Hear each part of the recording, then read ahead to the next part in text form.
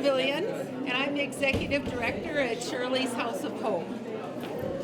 Hi, I'm the Development Director at Shirley's House of Hope. I'm the Director of Fundraising and Donors, and so yeah, I've been a part of Shirley's House of Hope since the beginning in 2010, and for many different reasons. What else, Angie? Thank you. Thank you so much.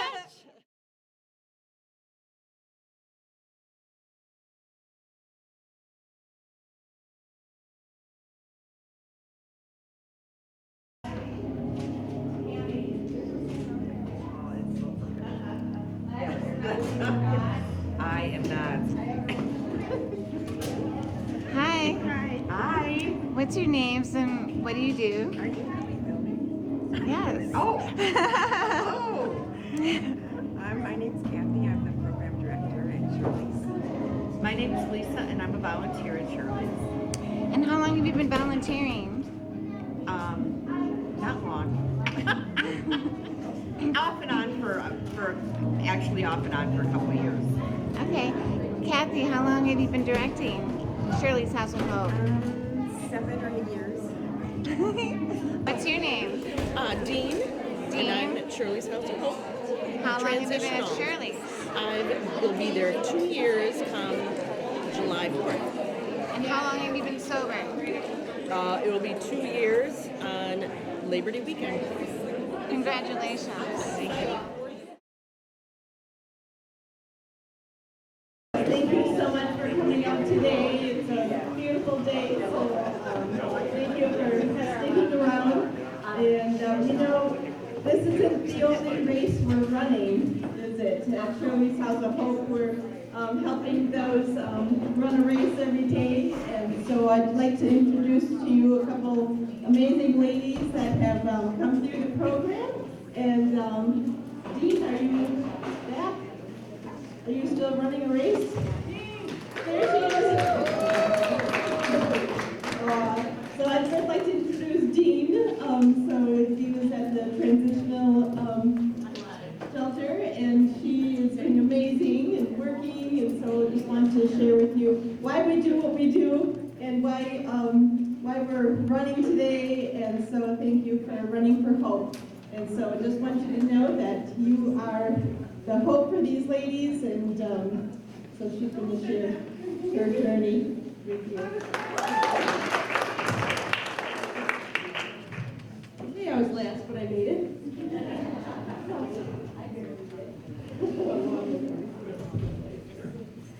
So good morning, everybody, and thank you for coming and spending the morning with us. Let's see.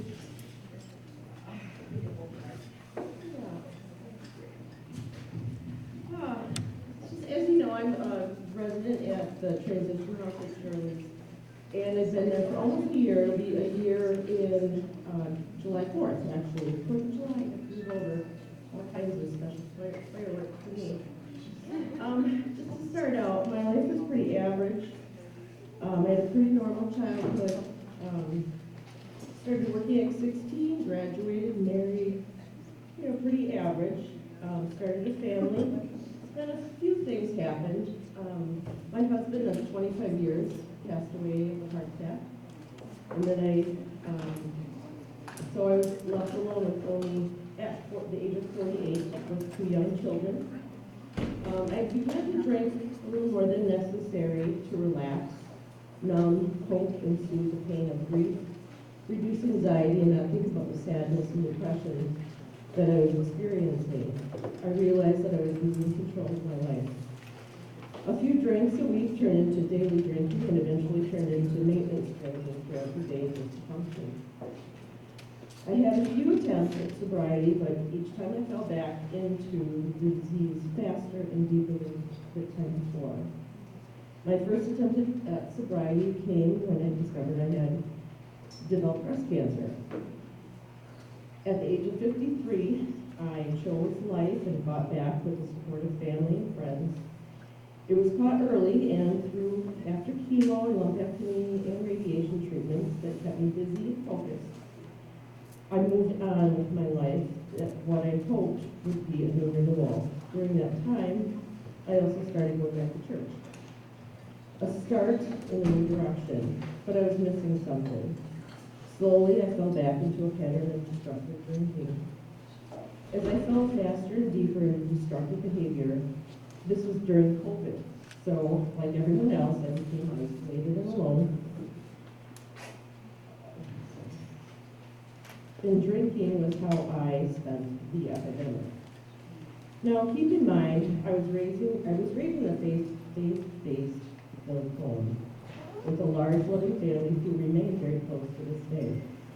What I was lacking was an understanding and the connection between faith and God and how that faith helps us to live a satisfying, purposeful life. I was lost. Both spiritually and physically empty, I turned to alcohol to ease, fix, and cover up many feelings and emotions. At this point in my life, that statement was very true. At that point, I realized that I was missing the connection. Alcohol was again taking over my life. I needed to stop the shakes and manage anxiety. There was a time I remember specifically. It was a Wednesday and waking up, and I didn't know what time of the day it was. It was 7 o'clock, the clock said, but I didn't know if it was morning or night.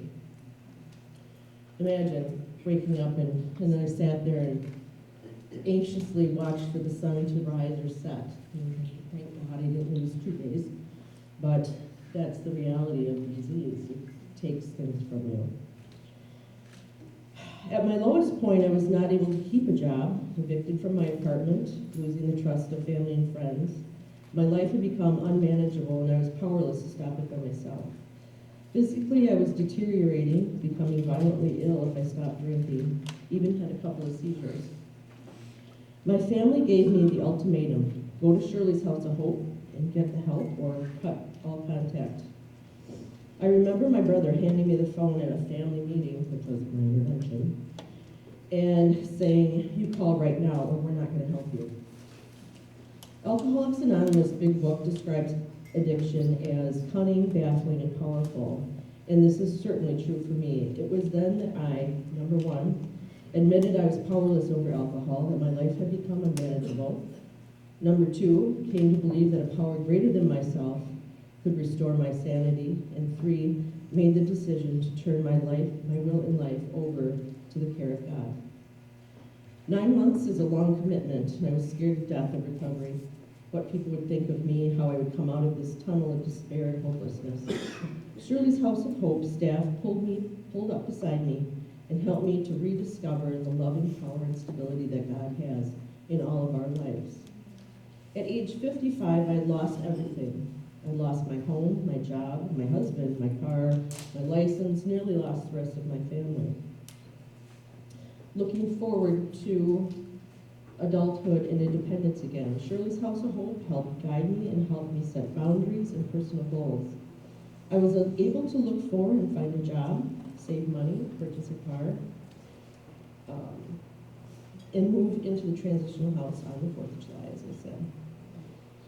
With the help of Shirley's House of Hope, I'm able to catch back up to my adult self, and now I have hope for the second half of my life.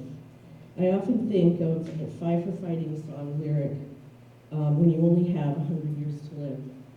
I'm halfway there, so I have half of my life left to, regain and live. My self-esteem being restored, and I have developed a powerful, positive attitude that will allow me to help and provide guidance to other struggling women and hopefully lead by example.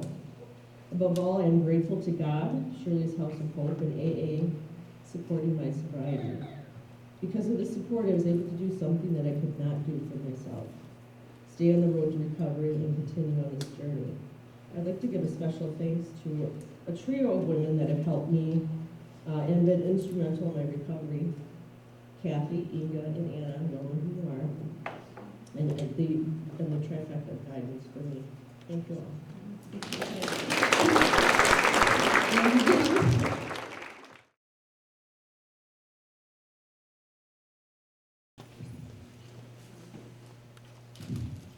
On August 28, 2018, I had a plan.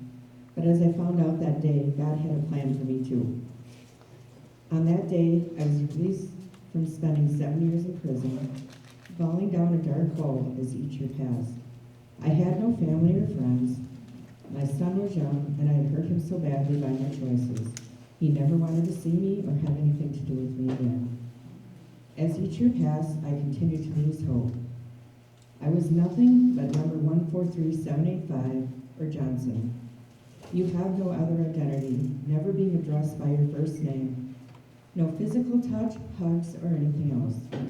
Most days I felt that I was barely hanging on to my sanity.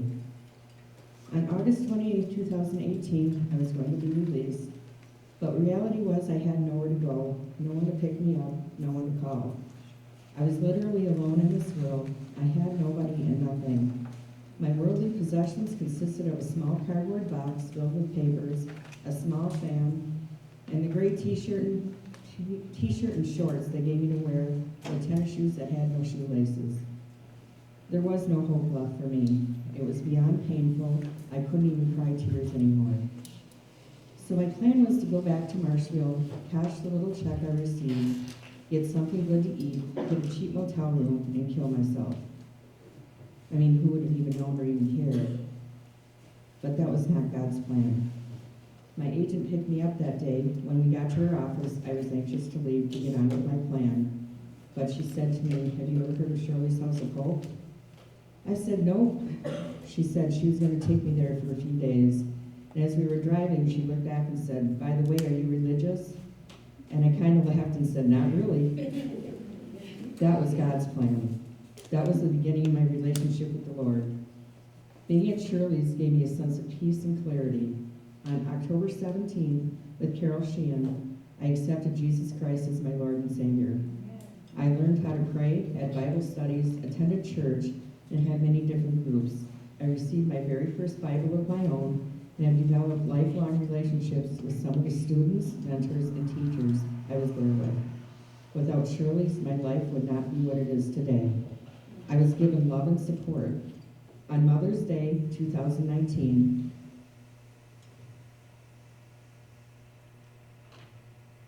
God restored my life with my son.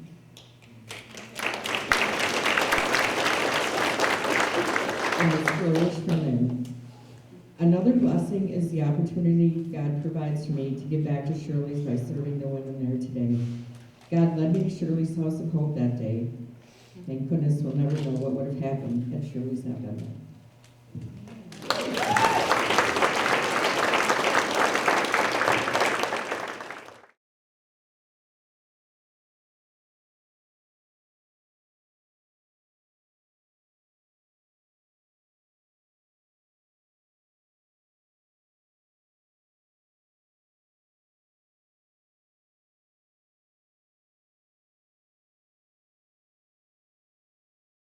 Yes, we had 98 people sign up for Run for Hope today, so we're very excited, and had a few people also come in and register today on this beautiful day. So it's an exciting event, raising money for Shirley's House of Hope.